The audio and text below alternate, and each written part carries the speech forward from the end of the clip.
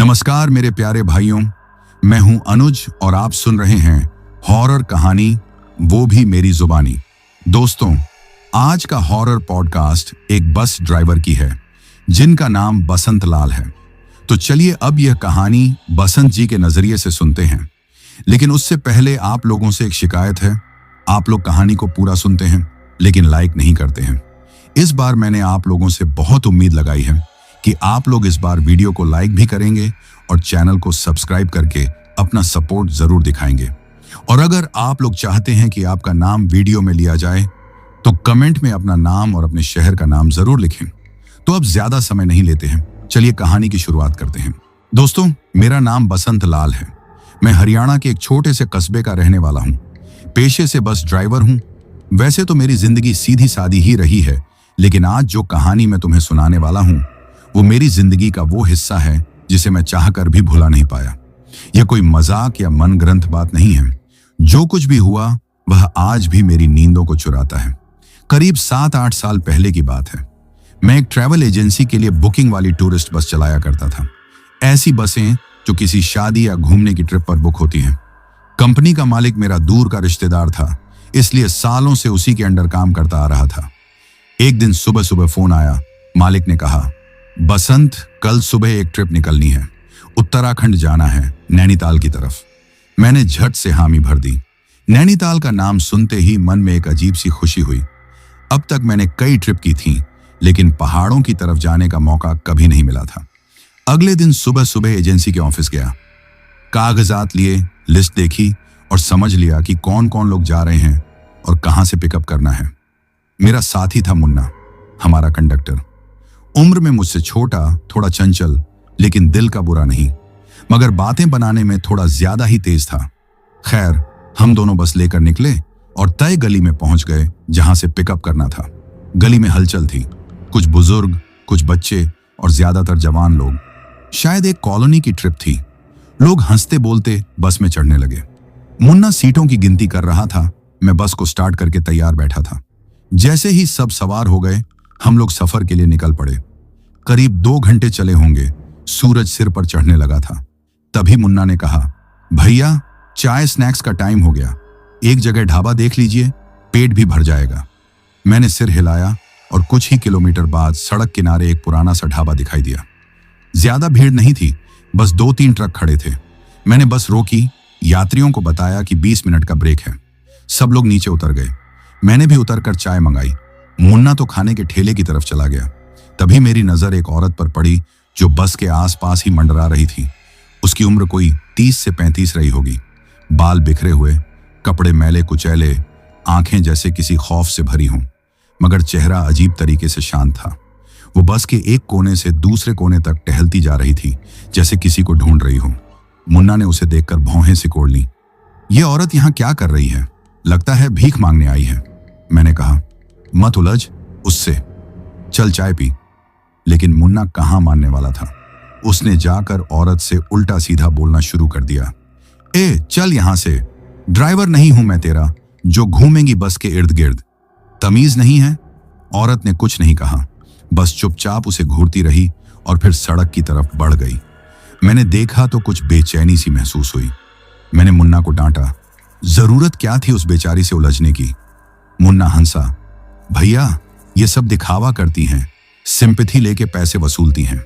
मैंने कुछ नहीं कहा, लेकिन मन में खटका सा लग गया था। ब्रेक खत्म हुआ, सब लोग बस में चढ़े। मैंने इंजन स्टार्ट किया और बस आगे बढ़ा दी।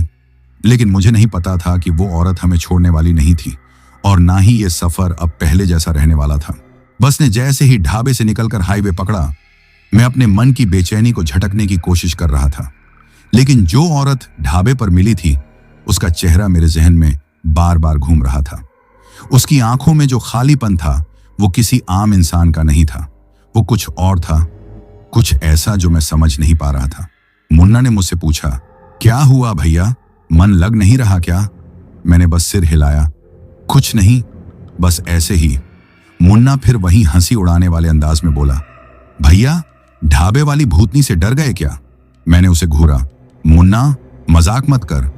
औरत थी कोई, पता नहीं किस हाल में थी। मुन्ना फिर भी नहीं माना। मुझे तो कुछ और ही लगा था भैया, जब मैं उसके पास गया, वो मुझे ऐसे देख रही थी जैसे मैं उसका शिकार हूं। मैंने हंसने की कोशिश की, पर अंदर कुछ कांप सा गया। रास्ता धीरे धीरे वीरान होता जा रहा था। पहले खेत, फिर जंगल, फिर दोनों तरफ सिर्फ सूखे पेड़ और पत्थर। यात्रियों की आवाजें भी अब धीमी हो गई थीं। ज्यादातर लोग नींद में थे, बच्चे थक चुके थे और बुजुर्ग झपकियां ले रहे थे। करीब 2 घंटे बाद हम एक सुनसान मोड़ पर पहुंचे। अंधेरा बढ़ चुका था और सड़क के दोनों ओर ऊंचे ऊंचे पहाड़ खामोशी से खड़े थे। हवा भी कुछ ज्यादा ही सर्द हो गई थी। तभी एक मोड़ पर मुझे ऐसा लगा जैसे बस के सामने कोई चल रहा है। मैंने हेडलाइट हाई बीम पर कर दी, लेकिन वहां कोई नहीं था। मैंने खुद से कहा, बसंत, तुझे वहम हो रहा है। पर जैसे ही अगला मोड़ आया, वही हल्की सी परछाई फिर दिखी। लंबा सा सिलहूट, औरत जैसा, वही गंदे कपड़े, बिखरे बाल। इस बार मुन्ना भी चौंक गया। भैया, तूने भी देखा? मैंने गर्दन हिलाई। हाँ, शायद वही है। हम दोनों एकदम शांत हो गए। बस में बाकी लोग अब भी सोए हुए थे, लेकिन हमारी धड़कनें तेज हो गई थीं। तभी एक झटका लगा, जैसे किसी चीज से टायर टकराया हो। मैंने गाड़ी रोकी। मुन्ना तुरंत नीचे उतरा। देखता हूं भैया, क्या हुआ? मैंने शीशे से बाहर झांका। मुन्ना थोड़ी देर बाद लौटा। उसका चेहरा पीला पड़ गया था। भैया, वहां कुछ नहीं था, लेकिन जमीन पर कुछ गीला सा फैला हुआ था। खून जैसा लग रहा था। मैं एक पल को चुप रहा। खून? हाँ भैया, पर पास में कुछ भी नहीं पड़ा। न कोई जानवर, न इंसान, बस वो गीलापन। मैंने एक लंबी सांस ली और कहा, बैठ जल्दी, यहां रुकना ठीक नहीं। मुन्ना बिना कुछ बोले आकर बैठ गया, पर अब उसकी भी हंसी गायब थी। उसके चेहरे पर डर की एक परत जम चुकी थी। जैसे ही बस फिर चलने लगी, हमने देखा कि दूर सड़क के किनारे वही औरत खड़ी थी। इस बार वह सीधे हमारी तरफ देख रही थी। उसकी आंखें ऐसी थीं जैसे भीतर झांक लें। बस कुछ सेकंड का मामला था, लेकिन उस एक पल में ऐसा लगा जैसे पूरा शरीर सुन्न पड़ गया हो। मुन्ना बड़बड़ाने लगा, भैया, ये औरत पीछा कर रही है क्या? मैंने कुछ नहीं कहा, लेकिन मेरे मन में अब सिर्फ एक ही बात चल रही थी, ये रास्ता जल्दी खत्म हो, ये ट्रिप खत्म हो। पर यह तो बस शुरुआत थी। रात अब और गहराने लगी थी। चारों तरफ बस सन्नाटा था और हमारी बस उस वीराने में धीरे धीरे सरकती जा रही थी। खिड़की के बाहर घने पेड़ों की परछाइयां अजीब अजीब शक्लें बना रही थीं।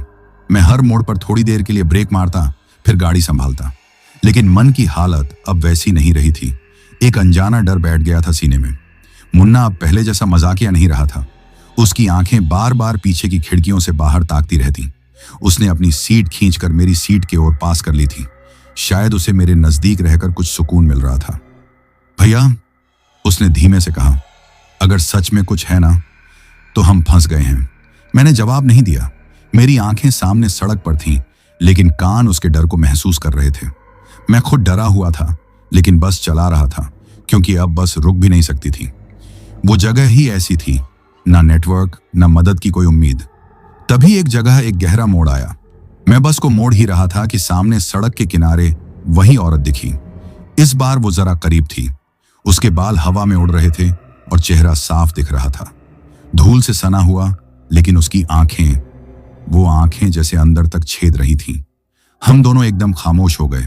औरत ने इस बार हाथ भी उठाया, जैसे रोकने का इशारा कर रही हो। मैंने किसी तरह हिम्मत जुटाकर बस को निकाला, लेकिन दिल जोर जोर से धड़कने लगा। मुन्ना फुसफुसाया, भैया, ये तो कुछ बोल नहीं रही, लेकिन उसका चेहरा, मुझे ऐसा लग रहा जैसे वो मुझे ही देख रही थी। क्यों, तूने उसे कुछ कहा था ना ढाबे पर? मैंने पूछा। मुन्ना सकपका गया। हाँ, थोड़ा मजाक किया था, पर इतना भी नहीं कि कोई पीछा करने लगे। हर मजाक का जवाब हंसी में नहीं मिलता मुन्ना, मैंने बस चलते हुए कहा। कुछ देर बाद एक उबड़ खाबड़ रास्ता आया। पहाड़ों के बीच से होकर बस को निकालना था। मैं पूरा ध्यान दे रहा था, पर तभी मुन्ना ने मेरी बांह पकड़ी। भैया, देखो, वो फिर वही है। सड़क के एक किनारे पर औरत फिर दिखाई दी। इस बार उसकी चाल अजीब थी, जैसे फिसलती हुई चल रही हो। उसके पैर जमीन से ज्यादा ऊपर नहीं उठ रहे थे, बस घिसटती हुई चल रही थी। और फिर वो बस के साथ साथ चलने लगी। हाँ, सच में बस 30 से 35 की स्पीड में थी, और वो औरत ठीक हमारे बगल में ऐसे चल रही थी जैसे हवा में तैर रही हो। न थकावट, न हांफना, बस घूरती हुई आगे बढ़ रही थी। मैंने हड़बड़ाकर एक्सीलरेटर दबा दिया। स्पीड बढ़ी, और वो औरत पीछे छूट गई। लेकिन अब मेरी हिम्मत जवाब दे रही थी। मुन्ना तो चुपचाप अपने कानों में राम नाम का जाप करने लगा। मैंने धीरे से कहा, अब कुछ गड़बड़ है, ये इंसान नहीं है। मुन्ना की आंखें भर आईं। भैया, अगर हम सही सलामत पहुंचे तो मैं कभी किसी औरत का मजाक नहीं उड़ाऊंगा, कभी किसी की बेइज्जती नहीं करूंगा। लेकिन शायद अब माफी का वक्त गुजर चुका था। पीछे से किसी ने खिड़की बजाई। हम दोनों चौंक कर पीछे मुड़े। खिड़की में कुछ नहीं था, पर एक बात साफ थी, अब वो सिर्फ सड़क किनारे नहीं, बस के आसपास भी थी। मुन्ना पूरी तरह चुप हो गया था। जो लड़का दिन भर मजाक करता रहता था, अब हर आवाज पर चौंक रहा था। मैं भी बहुत कोशिश कर रहा था खुद को संभाले रखने की, लेकिन डर अब सिर चढ़ने लगा था। रात की हवाएं अब बस की खिड़कियों से अजीब सी आवाजें कर रही थीं। बस के पीछे सब सो रहे थे। कभी कभी किसी बच्चे की हल्की सी रोने की आवाज आती तो मैं राहत की सांस लेता। चलो, अभी सब ठीक है। लेकिन मेरे दिल के किसी कोने में एक बात बैठ चुकी थी, कुछ तो बहुत गलत हो रहा है। तभी एक हल्की सी सरसराहट सुनाई दी, जैसे कोई खिड़की के पास से सरक रहा हो।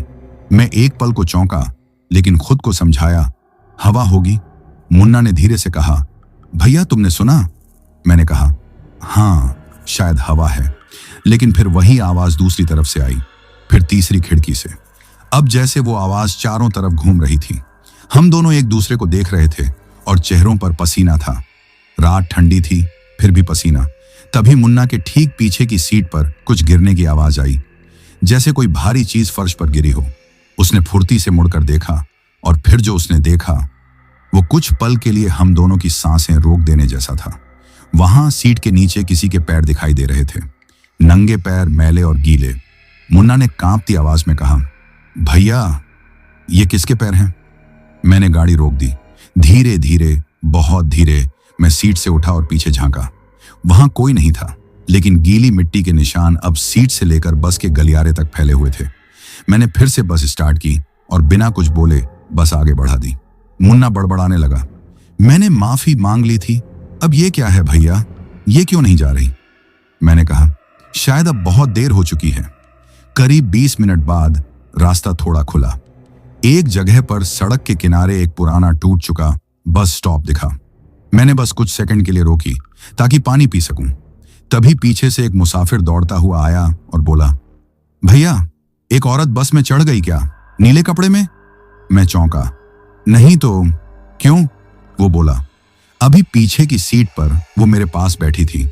अजीब सी गंध आ रही थी उसके कपड़ों से, और उसका चेहरा जैसे जली हुई हो आधी तरफ। मैंने कहा, और अब? वो लड़का बोला, अब तो नहीं दिख रही, बस से बाहर भी नहीं उतरी। अब मुन्ना एकदम खड़ा हो गया, भैया, यह अब अंदर आ गई है। उसके कहने की देर थी कि बस के भीतर से एक औरत की धीमी, दर्द भरी हंसी सुनाई दी। मैंने तेजी से इंजन स्टार्ट किया और बस आगे बढ़ा दी। पीछे मुड़ने की हिम्मत नहीं थी। आवाज धीरे धीरे बंद हो गई, लेकिन हमारे कानों में गूंजती रही। अब बस कोई गाड़ी नहीं थी, वो एक चलता हुआ डर बन चुकी थी, और हम सब उसके अंदर फंसे थे। उस रात बस में बैठे हर इंसान को शायद अब ये एहसास हो गया था कि कुछ तो है जो हमारे साथ चल रहा है, लेकिन कोई खुलकर कुछ बोल नहीं रहा था। सबकी जुबानें जैसे डर से जमी हुई थीं। अब तक जो यात्री हंसी ठिठोली कर रहे थे, वो चुपचाप अपनी सीटों में दुबक कर बैठे थे। बच्चे अपने माँ बाप की गोद में दुबके थे, और बुजुर्ग अपनी आंखें बंद कर प्रार्थना कर रहे थे। मुन्ना अब मुझसे जरा भी दूर नहीं जा रहा था, जैसे उसे लग रहा हो कि मैं उसके लिए एकमात्र बचाव की दीवार हूं। वो बार बार अपनी गर्दन पीछे घुमाकर देखता और फिर वापस मेरी तरफ देखता। हर बार उसकी आंखों में डर थोड़ा और गहरा होता जा रहा था। मैंने धीरे से उसे पूछा, कुछ दिखा फिर से? उसने मेरी तरफ नहीं देखा, बस बुदबुदाया, भैया, वो बस में ही है। कहाँ? पता नहीं, लेकिन है।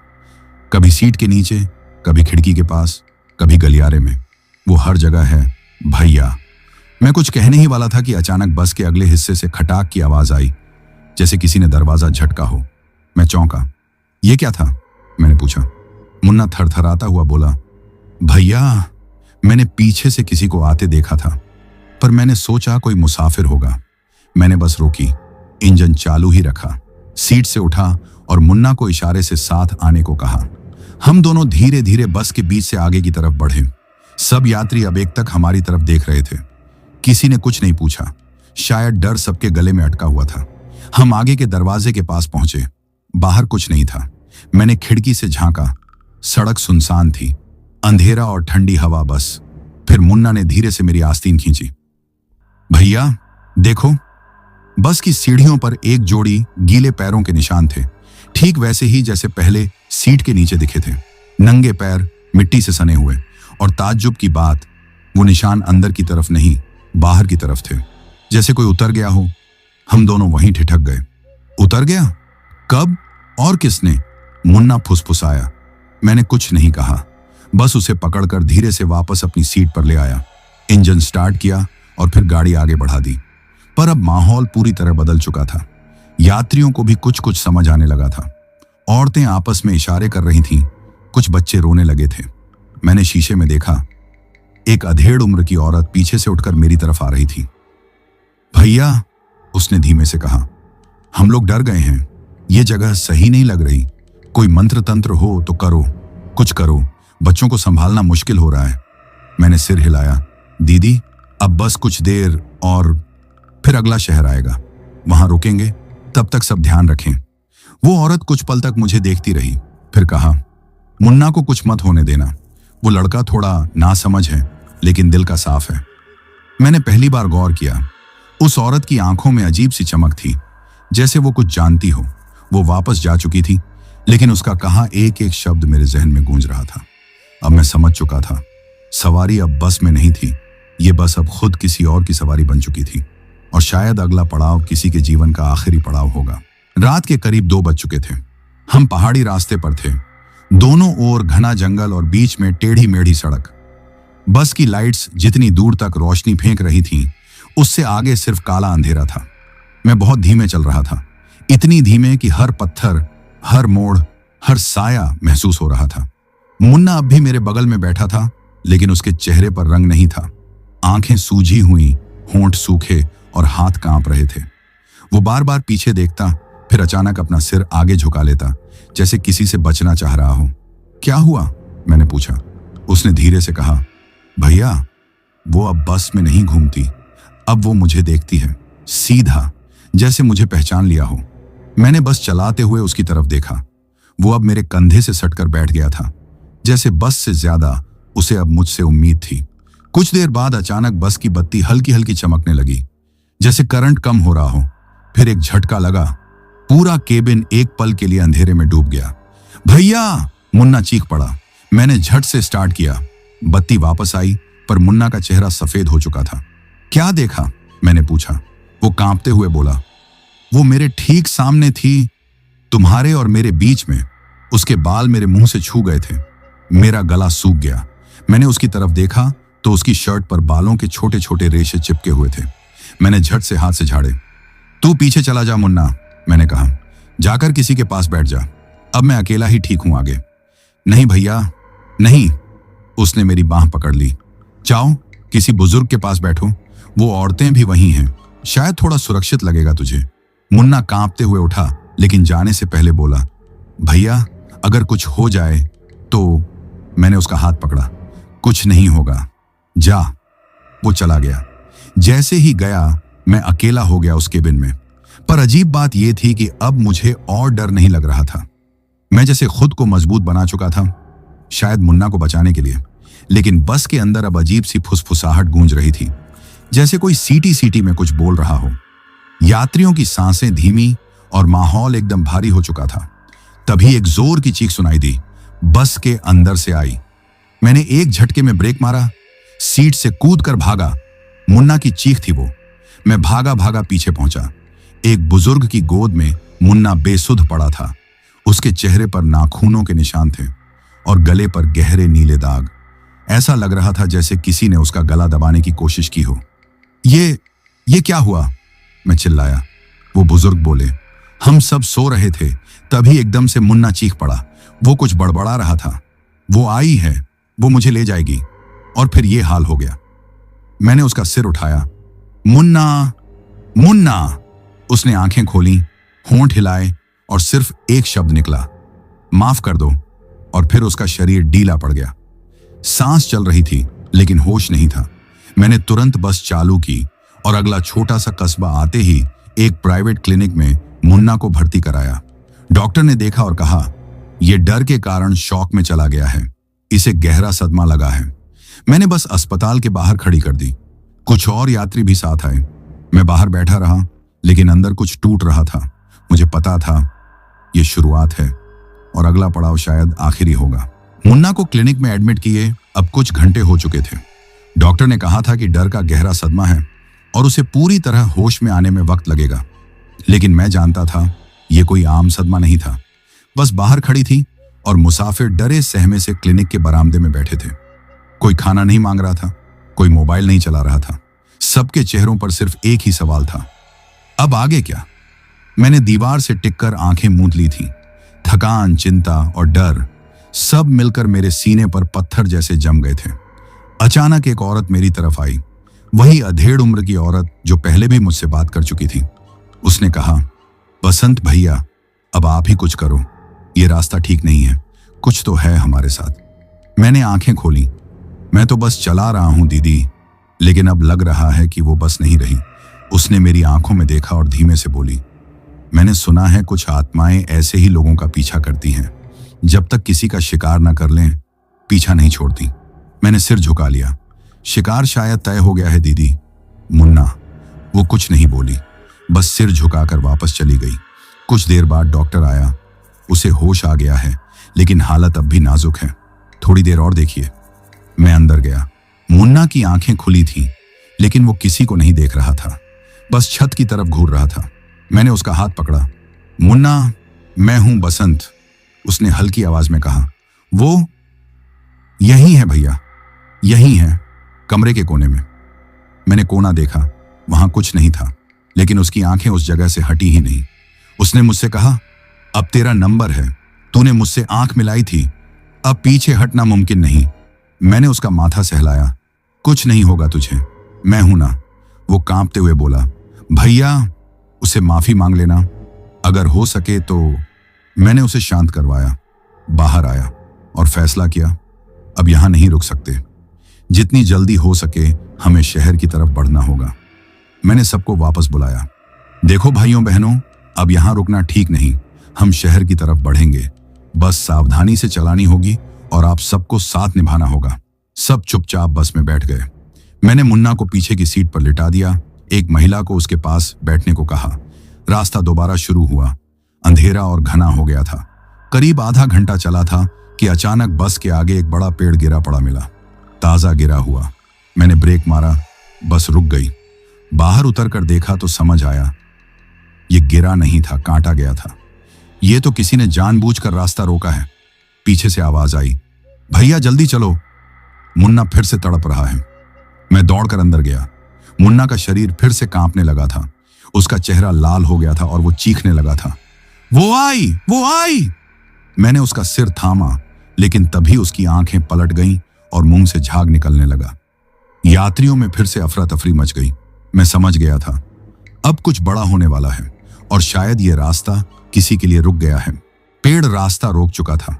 सामने कुछ नहीं दिख रहा था, सिर्फ वही गिरी हुई लकड़ियां, कुछ टूटे हुए पत्ते और बसंत की सांसों में घुलती बेचैनी।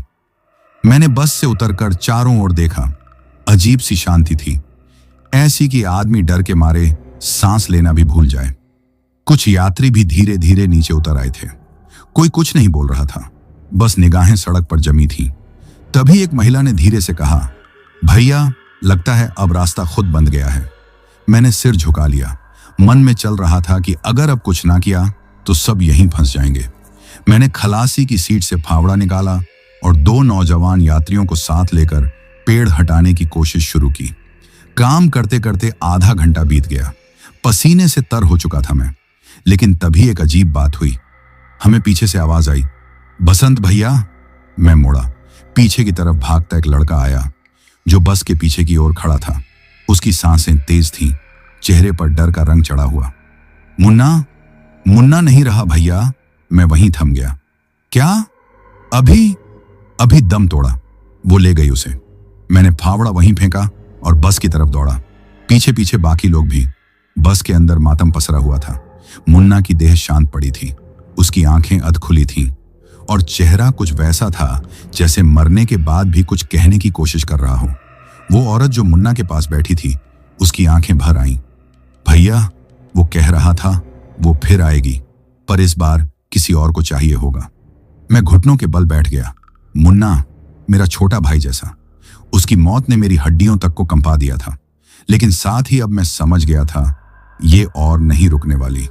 अब इसकी भूख और बढ़ेगी, और अगला कौन होगा कोई नहीं जानता। तभी एक ठंडी हवा बस के अंदर घुसी, खिड़कियां हिलने लगीं। पीछे से किसी औरत की धीमी आवाज आई, भैया, खिड़की के पास कोई खड़ा है। मैंने मुड़कर देखा, बाहर सड़क के उस ओर वही औरत खड़ी थी, सफेद कपड़े, उलझे बाल और वही ठंडी चमकदार आंखें। अब वो दूर से नहीं, बस के इतने पास थी कि अगर मैं हाथ बढ़ाऊं तो शायद छू भी लूं। यात्री एक बार फिर डर के साए में दुबक गए। कोई पीछे हट गया, कोई बड़बड़ाने लगा, और कुछ औरतें तो बच्चों को लेकर सीट के नीचे जा छिपी। मैंने दरवाजा खोला और बाहर आ गया। अब डर से ज्यादा गुस्सा था मेरे अंदर। क्या चाहती है तू? मैंने चिल्लाकर कहा। वो औरत कुछ नहीं बोली, बस हल्की सी मुस्कुराई, फिर पीछे मुड़ी और घने अंधेरे की तरफ बढ़ गई। मैंने दोबारा बसंत की आंखों में एक ठान ली थी, अब या तो इसे खत्म करूंगा या खुद खत्म हो जाऊंगा। पेड़ के हटने का रास्ता नहीं था, तो मैंने बस को उल्टा मोड़ लिया, वापस उसी रास्ते पर जहां से आए थे। लेकिन रास्ता अब वैसा नहीं था। हर मोड़ पर अंधेरा, हर मोड़ पर सरसराहट, और हर मोड़ पर वो एहसास जैसे कोई फिर से आ रहा हो। मुन्ना को पीछे छोड़ना आसान नहीं था। उसकी लाश को एक मोटी चादर से ढककर बस की सबसे आखिरी सीट पर लिटा दिया गया था। पूरा माहौल अब मौन था, न कोई बात, न कोई हरकत, बस इंजन की हल्की गूंज और बाहर बहती हवा की सरसराहट। मैंने बस को मोड़ लिया था। अब हम उसी रास्ते से वापस जा रहे थे जहां से आए थे, लेकिन यह रास्ता अब वैसा नहीं रहा। हर पेड़, हर पत्थर, हर मोड़ अब पहचाना सा लग रहा था, पर किसी दूसरी दुनिया का हिस्सा लगता था। मैंने जितनी बार शीशे में देखा, उतनी बार मेरी नजर मुन्ना के ढके हुए शरीर पर चली जाती, और हर बार मेरे हाथ का जोर स्टीयरिंग पर और बढ़ जाता। तभी बस के भीतर से एक धीमी आवाज आई, किसी औरत की सुबकने की। मैंने ब्रेक नहीं मारा, लेकिन धीमे हो गया। पीछे से एक यात्री जो पहले भी मेरी मदद कर रहा था सामने आया। भैया, एक औरत सीट के नीचे बैठी है, कोई अजीब हरकतें कर रही है। वो हमारे साथ नहीं थी। मैंने पूछा, कौन? क्या देखा? नजदीक से नहीं देखा, पर उसके बाल पूरे गीले हैं और वो सिर झुकाए कुछ बड़बड़ा रही है। मेरी सांस अटक गई। किस सीट के नीचे? जहां मुन्ना की लाश है, ठीक उसके सामने। मैंने बस रोक दी, एक हाथ में टॉर्च ली और पीछे गया। जैसे जैसे पास जाता, हवा और भारी होती जाती। कुछ लोगों ने खुद ही आंखें बंद कर ली थीं। बच्चे सिसक रहे थे। मैं धीरे से उस सीट तक पहुंचा, झांका, और वहां कुछ नहीं था। कहीं गई होगी, मैंने कहा, लेकिन मन में खुद को भी यकीन नहीं था। तभी मुन्ना की लाश के ढके चेहरे से हल्की सी सरसराहट हुई। चादर हिली, मैं जड़ हो गया। एक यात्री चिल्लाया, भैया, वो उठ रहा है। मैंने देखा, चादर अब हिल रही थी, जैसे कोई अंदर से सांस ले रहा हो। मैंने चिल्लाया, सब पीछे हटो। एक और झटका, और चादर खुद ब खुद नीचे गिर गई। मुन्ना की आंखें खुली थीं, लेकिन वो नहीं था। उसकी आंखें अब काली थीं, जैसे अंदर कोई और हो। होंठों पर अजीब सी मुस्कान थी, और उसकी गर्दन धीरे धीरे मेरी तरफ मुड़ रही थी। तभी उस अधेड़ महिला ने मेरे हाथ से टॉर्च छीनी और मुन्ना के माथे पर कोई ताबीज रख दिया। वापस जा, उसने चिल्लाकर कहा। एक चीख बस के अंदर गूंज गई।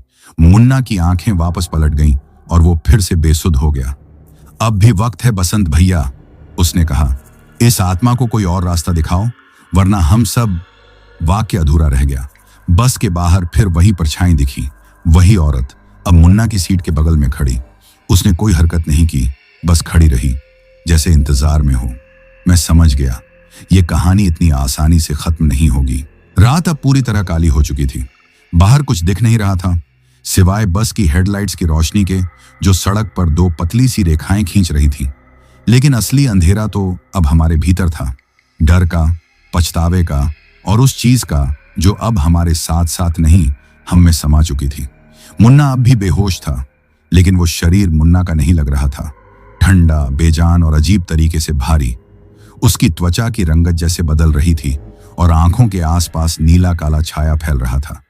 पीछे की सीटों पर कुछ औरतें मंत्र बुदबुदा रही थीं। किसी ने मोबाइल में हनुमान चालीसा चला दी थी। मैंने बस रोक दी। अब साफ था, बस चलती रहेगी तो मौत साथ चलती रहेगी। अब बहुत हो गया, मैंने कहा। अब या तो इसका अंत करूंगा या ये हम सबका कर देगा। वही अधेड़ उम्र की औरत जिसे अब सब माई कहने लगे थे, मेरे पास आई। तू डर मत बसंत, तुझ में हिम्मत है, तुझे ही इसका सामना करना होगा। मैंने पूछा, क्यों मुझी को? वो बोली, क्योंकि तुझ में अभी भी इंसानियत बची है, बाकी तो डर में डूब चुके हैं। मैंने मुन्ना के चेहरे की ओर देखा। कुछ क्षण के लिए ऐसा लगा जैसे वो मुस्कुरा रहा हो, एक अजीब डरावनी मुस्कान। तभी बस के भीतर अंधेरा छा गया। सब लाइटें एक साथ बंद हो गईं, चीखें गूंजने लगीं, बच्चे रोने लगे, औरतें एक दूसरे से लिपट गईं। मैंने जेब से टॉर्च निकाली और उसे जलाया। सामने वही औरत खड़ी थी, बस के गेट के पास, उसी जगह जहां मुन्ना की लाश थी। अब वो बस पर चढ़ चुकी थी, लेकिन ये कोई आम औरत नहीं थी। उसका चेहरा आधा सड़ा हुआ, आंखें गड्ढों में धंसी हुई और हाथों की उंगलियां लंबी, नुकीली। उसकी चाल अब इंसानों जैसी नहीं थी। मैंने टॉर्च सीधी उसकी आंखों पर डाली और जोर से चिल्लाया, तू क्या चाहती है? उसने धीमे से कहा, मुन्ना गया, अब तेरा नंबर है बसंत। मैंने बस की छत की ओर देखा और एक ही सांस में कहा, राम नाम सत्य है। उसने कराहते हुए गर्दन घुमाई और तभी माई ने मेरे हाथ में वह ताबीज थमाया जो उसने पहले मुन्ना को दिया था। इसका इस्तेमाल कर, उसने कहा। मैंने ताबीज उसकी तरफ फेंका। हवा में ही ताबीज से एक तेज सी चीख निकली और वो औरत जोर से चिल्लाई। बस के सारे शीशे कांप उठे। वो वहीं की वहीं गायब हो गई। लेकिन बस अब पूरी तरह ठंडी हो चुकी थी। इंजन बंद, बैटरी डेड, सब कुछ जैसे थम गया था, सिवाय हमारे दिलों की धड़कनों के। खत्म हो गई क्या? एक यात्री ने पूछा। मैंने धीरे से कहा, अभी नहीं, अभी बाकी है। ताबीज के असर से वो औरत तो जैसे गायब हो गई थी, लेकिन उसके जाते ही बस का इंजन भी बंद हो गया। अब हम उस वीरान पहाड़ी रास्ते पर फंसे हुए थे। न कोई गाड़ी, न कोई मदद और न ही कोई उम्मीद। मैंने कोशिश की थी बार बार स्टार्ट करने की, लेकिन बस की बैटरी जैसे किसी ने निचोड़ दी हो, एकदम ठंडी। मुसाफिर अब भी चुप थे, लेकिन उनके चेहरे साफ कह रहे थे कि कोई भी इस बस में एक पल भी और नहीं रुकना चाहता था। कुछ लोग तो पैर पटक कर कहने लगे, हमें पैदल जाना पड़े तो चलो, लेकिन यहां नहीं रुकना अब। मैंने माई की ओर देखा। क्या करें अब? उसने कहा। अब सिर्फ एक तरीका है इसे खत्म करने का। कैसे? जहां से ये सब शुरू हुआ था उसी जगह जाना होगा। मैंने तुरंत समझा, ढाबा। वही ढाबा जहां पहली बार वो औरत मिली थी, जहां मुन्ना ने उससे बदतमीजी की थी, वही जगह जिससे ये सब शुरू हुआ। मैंने मुसाफिरों से कहा, आप सब यहीं रुको, मैं और माई वापस उस ढाबे तक जाएंगे। अगर कुछ करना है तो वहीं करना पड़ेगा। काफी बहस के बाद कुछ लोग मान गए, कुछ बोले हम भी साथ चलेंगे, लेकिन माई ने उन्हें रोक दिया। जितने कम लोग होंगे उतना ठीक। मैंने एक बैटरी से चलने वाला टॉर्च लिया, मुन्ना की जैकेट पहनी और निकल पड़ा। माई मेरे साथ थी। रात अब आधी से ज्यादा जा चुकी थी। हवा में नमी थी, लेकिन डर उसमें और भी ज्यादा घुला हुआ था। हम दोनों पैदल ही ढाबे की तरफ बढ़े। रास्ता पहचानना मुश्किल था, लेकिन जैसे कदम अपने आप चल रहे थे। एक एक मोड़ पर सरसराहट होती, कभी लगता जैसे कोई पीछे चल रहा है, पर मुड़ने पर कुछ नहीं होता। करीब 1 घंटे बाद वो जगह दिखी, वही ढाबा जहां पहली बार वो औरत दिखी थी। लेकिन अब वो ढाबा नहीं लग रहा था। उसका बोर्ड आधा टूट चुका था, दीवारों पर बेलें छड़ी थीं और दरवाजा अजीब सी आवाज करता हुआ हिल रहा था। यही था ना? मैंने पूछा। माई ने सिर हिलाया। हाँ, यहीं। अब देखो क्या बाकी है। हम अंदर गए। ढाबे की मेजें अब उलटी पड़ी थीं। चूल्हा बुझा हुआ था, लेकिन दीवार पर एक पुरानी तस्वीर टंगी थी, एक औरत और एक बच्चा। मैंने उंगली से धूल हटाई। वही चेहरा, वही औरत और वो बच्चा, शायद उसका बेटा। माई ने धीरे से कहा, इसकी कहानी जानो तभी इसका अंत कर सकोगे। उसने अपने थैले से एक पुराना कागज निकाला, एक अखबार की कटिंग। 2013 ट्रक एक्सीडेंट में पति की मौत। गरीबी में औरत ने बेटे के साथ जहर खाकर जान दी, पर मरने से पहले एक ही बात कहती रही, जिसने मेरा सब कुछ छीना है, मैं अब सबका चैन छीनूंगी। मैंने कहा, लेकिन इसमें तो किसी ड्राइवर की गलती नहीं थी। माई बोली, गलती किसकी थी वो मायने नहीं रखता। उसकी आत्मा को यही लगा कि कोई दोषी है, और वो तब तक शांत नहीं होगी जब तक कोई इंसान अपनी मर्जी से उसे शांति न दे। कैसे दे? माई ने एक दिया जलाया कुछ फूल निकाले और सामने उस फोटो के नीचे एक छोटी सी थाली में ताबीज रखा। बोल बसंत, जो शब्द तू दिल से कहेगा वही उसकी आत्मा तक पहुंचेगा। मैंने आंखें बंद की और कहा, अगर तुमने कुछ खोया है तो हम भी पीछे नहीं बचे, लेकिन अगर तुम्हें शांति चाहिए तो ले जाओ ये ताबीज। छोड़ दो इन रास्तों को। कुछ पल के लिए बस हवा की आवाज थी, फिर दिए की लौ ऊंची हुई, खिड़की खुद ब खुद बंद हो गई और लगा जैसे किसी ने एक लंबी सांस लेकर उसे छोड़ दिया हो। माई ने कहा, अब चलो, काम हो गया है। ढाबे में किया गया छोटा सा पूजा पाठ और मन से बोले गए शब्द शायद उस आत्मा तक पहुंच गए थे, क्योंकि जैसे ही हमने ढाबे से निकलकर पीछे देखा, वो पुराना ढाबा अब वैसा नहीं लग रहा था, जैसे कोई पर्दा हट चुका हो। हवा अब पहले जैसी भारी नहीं थी और आसमान में तारे फिर से दिखने लगे थे। माई ने मुझसे कहा, चलो अब जल्दी बस के पास लौटते हैं। हम पैदल उसी टेढ़े मेढ़े रास्ते से लौटे, पर अब हर मोड़ कुछ हल्का लग रहा था। रास्ते में कोई परछाई नहीं दिखी, कोई फुसफुसाहट नहीं और ना ही किसी की सांसों की आवाज। जब हम बस के पास पहुंचे तो सभी यात्री बाहर बैठे थे। बच्चों ने हमें देखकर राहत की सांस ली। कुछ औरतों की आंखों में खुशी के आंसू थे। मैंने सबसे पहले जाकर मुन्ना की लाश को देखा। चेहरा अब शांत था, आंखें बंद थीं और जैसे अब वो सच में जा चुका था। एक अनकहा सुकून उसके चेहरे पर फैला था, जो शायद कभी उसके जीते जी नहीं था। उसका क्रोध अब शांत हो गया। माई ने कहा, अब मुन्ना की आत्मा भी सुरक्षित है। हमने मिलकर पास के एक गांव में मुन्ना का अंतिम संस्कार कराया। गांव वालों ने मदद की, कई लोग खुद चलकर आए। बोले, इस रास्ते पर कई हादसे हुए हैं, अब शायद शांति आ जाए। एक पंडित ने वहीं पर एक छोटा सा हवन किया। मैं वहीं बैठा रहा, अग्नि के सामने, माई के पास। मेरा मन हल्का हो रहा था, जैसे कोई भारी पत्थर सीने से हट रहा था। उसके बाद मैंने बस को दोबारा चालू किया। इंजन एक झटके में स्टार्ट हो गया, जैसे पहले कभी कुछ हुआ ही ना हो। यात्रियों ने सीट पर बैठते वक्त एक एक करके मुझसे हाथ मिलाया। अब वो मुझे सिर्फ ड्राइवर नहीं, एक रखवाला समझने लगे थे। माई आखिरी में आई। उसने मेरी आंखों में देखा। अब डरना मत, डर वही करता है जिसके मन में पछतावा होता है। तूने सही किया है, मैंने कहा। अगर तू ना होती तो शायद हम सब अब तक। वो मुस्कुराई। जो दिखता नहीं वो जरूरी नहीं कि मौजूद ना हो। मैं थी इसलिए बच गए, लेकिन अगली बार तेरे भीतर की आवाज को मत दबाना, वही सबसे बड़ी ताकत है। बस ने अब फिर से रास्ता पकड़ लिया था, लेकिन ये रास्ता अब डर का नहीं था। हर मोड़ अब जाना पहचाना सा लग रहा था। जंगल अब सिर्फ पेड़ थे और हवाएं अब सिर्फ हवा। यात्रियों की आवाजें फिर से लौटने लगी थीं। कोई बच्चों को दुलार रहा था, कोई गाने की धुन गुनगुना रहा था। सब कुछ जैसे धीरे धीरे अपनी जगह लौट रहा था। मैंने रियर व्यू मिरर में देखा, माई मुस्कुरा रही थी और उसके पीछे की खाली सीट पर कोई नहीं था, बिल्कुल कोई नहीं। पर एक बात मैं जानता हूं, वो औरत अब भटक नहीं रही और शायद मुन्ना भी अब कहीं ना कहीं शांति में होगा। पर इस सफर ने जो सिखाया वो मैं जिंदगी भर नहीं भूल सकता। बस धीरे धीरे हाईवे पर वापस लौट आई थी। सूरज की पहली किरण जैसे ही पहाड़ियों से झांकी, उसके साथ सबकी सांसें भी थोड़ी आसान हो गईं। वो रात जो किसी के लिए कभी न खत्म होने वाली लग रही थी, अब बीत चुकी थी। मैंने रियर व्यू मिरर में एक बार फिर देखा। माई अब अपनी आंखें बंद कर बस की खिड़की से बाहर हवा में चेहरा की बैठी थी। बाकी मुसाफिरों के चेहरों पर भी अब सुकून की परत दिख रही थी। हम शहर के पास पहुंच चुके थे। एक एक करके लोग उतरने लगे। हर कोई जाते जाते मेरे कंधे पर हाथ रखता, बिना कुछ कहे, बस आंखों से शुक्रिया कहता। ये वो इज्जत थी जो किसी ड्राइवर को आम दिनों में शायद ही मिलती हो। आखिरी में माई खड़ी हुई। अब जा रही हो? मैंने पूछा। उसने मुस्कुराकर सिर हिलाया।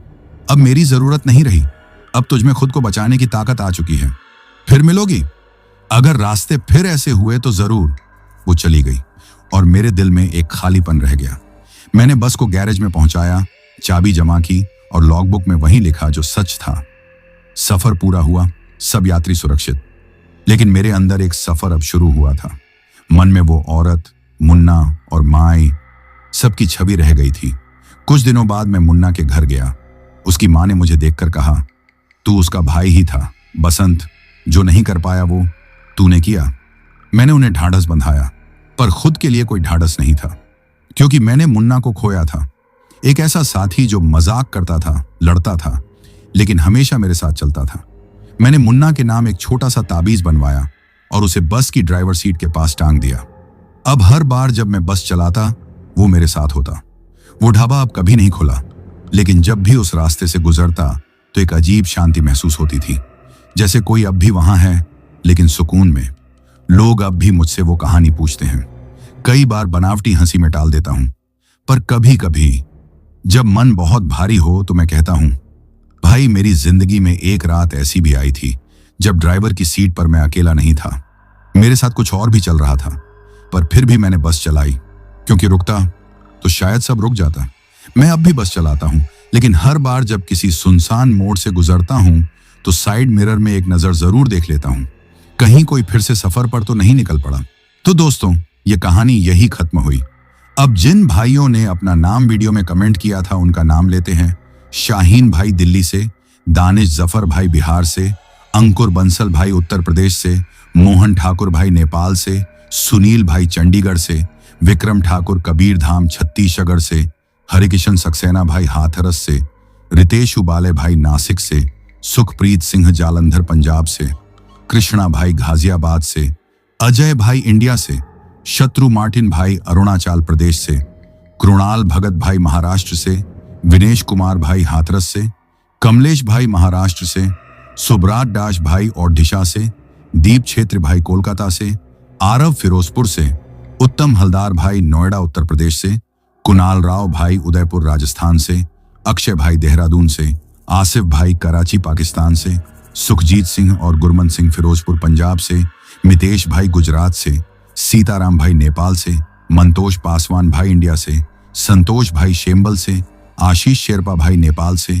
चंदबाबू राजस्थान से, मोहम्मद आमिर भाई कोलकाता से, रवि काव्या विनायक भाई पंजाब से, अजुल हसन भाई गोरखपुर से, आफ्ताब भाई माडोसा से, मिट्ठू शाह भाई सीलूगिरी से, आजाद भाई झारखंड से, मोहम्मद सांबे भाई मुस्कट ओमान से, दिनेश चौहान बुरहानपुर मध्य प्रदेश से, बबीता मासी न्यू दिल्ली से, रवि त्रिपाठी लखनऊ से, परितोष भाई दरभंगा बिहार से, मिहिर शाह भाई अहमदाबाद गुजरात से, प्रदीप सिंह डिम्पू भाई अलीगढ़ से, हैदर अब्बास भाई लखनऊ से, रोशन भाई जम्मू कश्मीर से, शंकर पासवान भाई अंसोल से, मंटू अग्रवाल भाई गुवाहाटी असम से, अमित पवार भाई बारामती से, दीपक भाई सहरसा से, प्रदीप चौहान भाई शिमला से, सोमबा भाई नागालैंड से, फारूक भाई तेलंगाना से, मोहन भाई नेपाल से, विजय भलावी भाई महाराष्ट्र से, नागेश गोरे भाई हैदराबाद से, विश्वादीप घोष भाई माथाभंगा से, विनोद गुरुंग भाई दुबई से, रवि जायसवाल भाई सोनभद्र से, वाजिद भाई पाकिस्तान से, सोहम भाई चंडीगढ़ से, प्रदीप भाई शिमला से, आकाश एक्का भाई इंडिया से, स्मृति रंजन ओडिशा से, राणुगिरी दुबई से। और अगर आप लोग भी चाहते हैं कि आपका नाम वीडियो में लिया जाए तो अपना नाम और अपने शहर का नाम वीडियो में कमेंट करें। अगर आपको ये कहानी पसंद आई हो तो वीडियो को लाइक और चैनल को सब्सक्राइब करें, ताकि और भी डरावनी कहानियां आप तक पहुंच सकें। कहानी को अंत तक सुनने के लिए दिल से धन्यवाद दोस्तों। आज के लिए बस इतना ही, मिलते हैं जल्द ही कुछ नई कहानियों के साथ। तब तक के लिए अपना ध्यान रखिए।